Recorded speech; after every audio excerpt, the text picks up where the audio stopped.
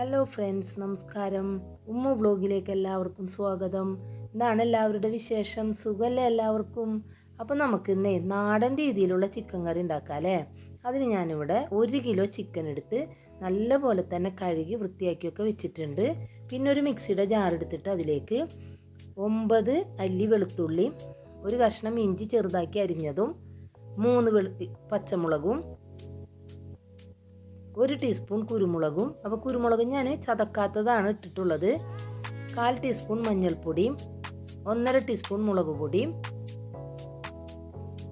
1.5 teaspoon തന്നെ മല്ലിപ്പൊടിയും, ആവശ്യത്തിന് ഉപ്പും,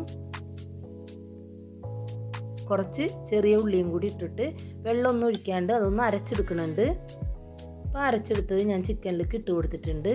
അതിലേക്ക് ഒട്ടും പുളിയില്ലാത്ത 3 ടീസ്പൂൺ തൈരും ഒഴിച്ചു കൊടുത്തിട്ടുണ്ട്. പിന്നെ മല്ലിയിലയും പുതിനയിലയും കുറച്ച് കറിവേപ്പില ഇട്ട് കൊടുത്തിട്ട് എല്ലാം കൂടി നല്ലപോലെ നമ്മളുടെ ചിക്കനിലേക്ക് തേച്ച് പിടിപ്പിക്കുന്നുണ്ട്. ഇതുപോലെ കൈ വെച്ചിട്ട് നന്നായിട്ട് തന്നെ തേച്ച് പിടിപ്പിച്ചിട്ടുണ്ട്. ഒരു അരമണിക്കൂർ ഒന്ന് റെസ്റ്റ് ചെയ്യാൻ വേണ്ടിയിട്ട് മാറ്റി വെക്കുന്നുണ്ട് കേട്ടോ. അപ്പോൾ ഞാനൊരു പാത്രം അടുപ്പത്ത് വെച്ചിട്ട് അത് നല്ലപോലെ ചൂടായി വന്നപ്പോൾ അതിലേക്ക് വെളിച്ചെണ്ണ ഒഴിച്ചു കൊടുത്തിട്ടുണ്ട്. പിന്നെ ഞാൻ അതിലേക്ക് കറുകപ്പട്ടയും പെരിഞ്ചീരകവും ഏലക്കായയും ഗ്രാമ്പും പിന്നെ കറുകയുടെ ഇലയൊക്കെ ഇട്ട് കൊടുത്ത് അത് നല്ലപോലെ ഒന്ന് മൂത്ത് പൊട്ടി വന്നപ്പോൾ അതിലേക്ക് 2 സവാള കൊത്തി അരിഞ്ഞതും കുറച്ച് ചുമന്നുള്ളി കട്ടി കുറച്ച് അരിഞ്ഞതും ഇട്ട് കൊടുത്തിട്ടുണ്ട്. നല്ലപോലെ തന്നെ അതൊന്ന് ഇളക്കിയൊക്കെ യോജിപ്പിച്ചിട്ടുണ്ട്. അപ്പോൾ സവാള പെട്ടെന്ന് മൂത്ത് വരാൻ വേണ്ടിയിട്ട് അതിലേക്ക് കുറച്ച് ഉപ്പിട്ട് കൊടുക്കുന്നുണ്ട്. ഞാൻ കുറച്ച് ഉപ്പേ ഇട്ടിട്ടുള്ളൂ. നമ്മൾ ഈ ചിക്കൻ മസാല പരട്ടിയ സമയത്ത് അതിലും ഉപ്പിട്ടത് കൊണ്ടാണ് ഇതിൽ കുറച്ചിട്ടത്. നമുക്ക് വേണമെങ്കിൽ ലാസ്റ്റ് നോക്കിയിട്ട് ഉപ്പിട്ട് കൊടുക്കാം കേട്ടോ. നല്ല പോലെ തന്നെ നമ്മുടെ സവാള മൂത്ത് വന്നിട്ടുണ്ട്. അപ്പോൾ അതിലേക്ക് ഞാൻ 2 തക്കാളി അരിഞ്ഞതും ഇട്ട് കൊടുത്തിട്ടുണ്ട്. തക്കാളി നന്നായിട്ട് ചെറുതാക്കിയാണ് ഞാൻ അരിഞ്ഞെടുത്തിട്ടുള്ളത്.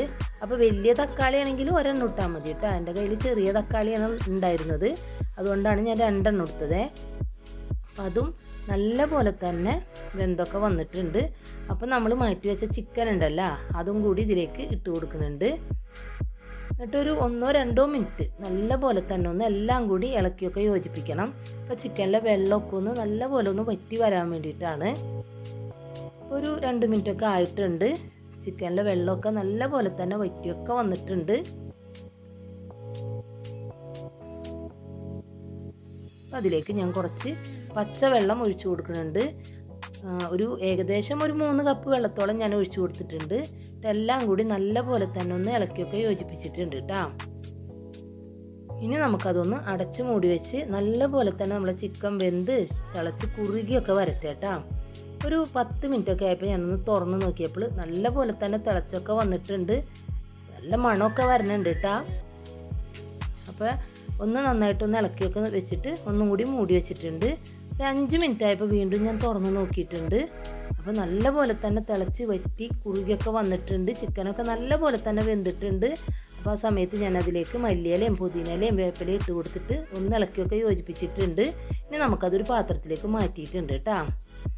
അപ്പോൾ കണ്ടില്ലേ, ഇത് ചോറിൻ്റെ കൂടെയും അപ്പത്തിൻ്റെ കൂടെയും ചപ്പാത്തിയുടെ കൂടെ ഒക്കെ നമുക്ക് കഴിക്കാവുന്ന നല്ലൊരു ചിക്കൻ കറിയാണ്. അപ്പോൾ ഇനി വീട്ടിൽ ചിക്കൻ വാങ്ങുമ്പോൾ നിങ്ങളെല്ലാവരും ഇതേപോലെ തന്നെ ചെയ്ത് നോക്കണം. എന്നിട്ട് ഇതിൻ്റെ അഭിപ്രായം കമൻറ്റിലൂടെ എന്നെ അറിയിക്കുകയും വേണം. അപ്പോൾ എൻ്റെ ചാനൽ ആദ്യമായിട്ട് കാണുന്നവരാണെങ്കിൽ എന്നെ സബ്സ്ക്രൈബ് ചെയ്യാനും ലൈക്ക് ചെയ്യാനും ഷെയർ ചെയ്യാനും മറക്കരുത്. എന്നെ സപ്പോർട്ട് ചെയ്യണേ. അപ്പോൾ അടുത്തൊരു വീഡിയോ ആയിട്ട് ഞാൻ വരുന്നതാണ്. എൻ്റെ വീഡിയോ കാണുന്ന എല്ലാവർക്കും നന്ദി, നമസ്കാരം.